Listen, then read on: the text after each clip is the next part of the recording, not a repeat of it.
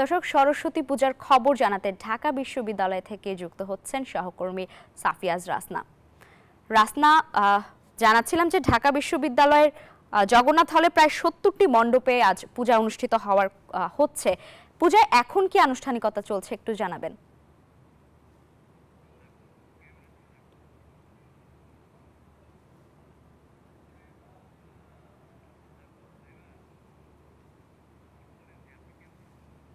রাসনা, শুনতে পাচ্ছেন নিশ্চয়ই, জানতে চাইছি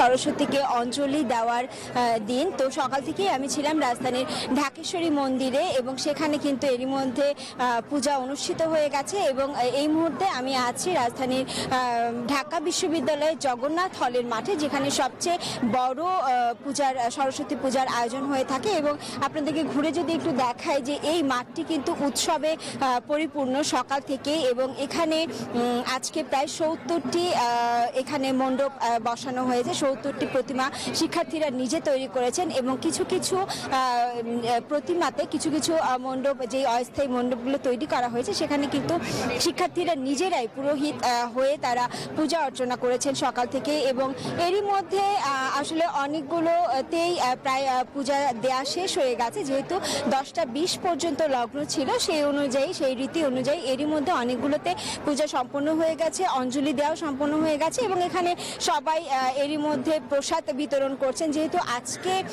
সরস্বতী দেবীর পূজা উপলক্ষে আজকে কিন্তু সকাল থেকেই এটাকে তারা সনাতন ধর্মাবলম্বীরা বলে থাকেন যে তারা উপবাস করেছেন এবং অঞ্জলি দেওয়ার পরপরই তারা খাবার গ্রহণ করে থাকেন। সেই রীতি অনুযায়ী এরই মধ্যে কিন্তু প্রসাদ বিতরণ করা হয়ে গেছে এবং তারা এখানে তাদের প্রসাদ গ্রহণ করে তারা এখানে সবাই মিলে, যেহেতু পরিবার নিয়ে এসেছেন সবাই, শুধু শিক্ষার্থীরা নয়, এখানে কিন্তু পরিবার নিয়েও এসেছেন সবাই, এবং সবাই একসাথে ঘুরে বেড়ানো। এবং আজকের দিনে যেই বিশেষ প্রার্থনা শিক্ষার্থীরা করছেন যে সবাই যেন বিদ্যায়, বুদ্ধিতে, মননে, প্রজ্ঞায় সরস্বতী দেবীর কাছে প্রার্থনা করছেন সব যেন ভালো হয়, সুস্থ হয়, সেই সঙ্গে দেশের কল্যাণ হয় এবং বাংলাদেশ যেন একটি অসাম্প্রদায়িক বাংলাদেশ গড়ে ওঠে।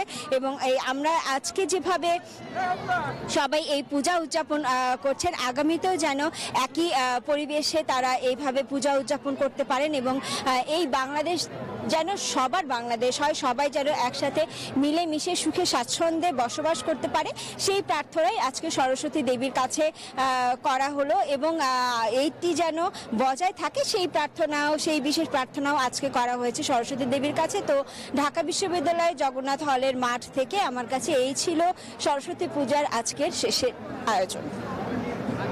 রাসনা, ধন্যবাদ আপনাকে।